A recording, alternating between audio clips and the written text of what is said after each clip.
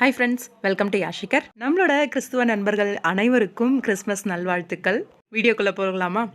S, நம்மளோட ஜீ தமிழில் ரொம்பவே சூப்பராக போயிட்டுருக்க ஒரு சீரியல் தான் மீனாட்சி பொண்ணுங்க. இந்த சீரியலில் ரீசெண்டாக நிறைய ரீப்ளேஸ்மெண்ட் வந்திருந்தது.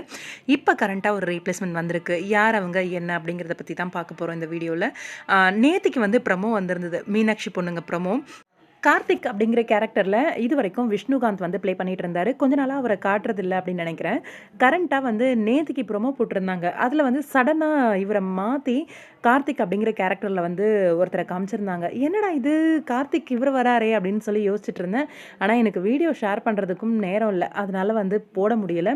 இன்றைக்கி அவரையே மாற்றி அந்த இவருக்கு பதில் இவரும் போட்டுட்டாங்க. ஆக்சுவலாக வெற்றி வந்து கார்த்திக் அடிக்கிற மாதிரியான ஒரு ப்ரொமோ வந்திருந்தது.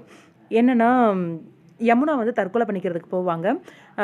கார்த்திக் வந்து தன்னை கைவிட்டுட்டதா சொல்லிட்டு, அதனால் கோவமாக இருக்கிற வெற்றி வந்து எப்படி நீ யமுனாவை கைவிடுவ அப்படின்னு சொல்லி கார்த்திகை போட்டு அடிக்கிற மாதிரியான ப்ரமோ. கார்த்திக்கோட அம்மா அப்பா வந்து வெற்றியை வந்து திட்டுவாங்க. இந்த மாதிரி ஒரு ப்ரமோ வந்திருந்தது.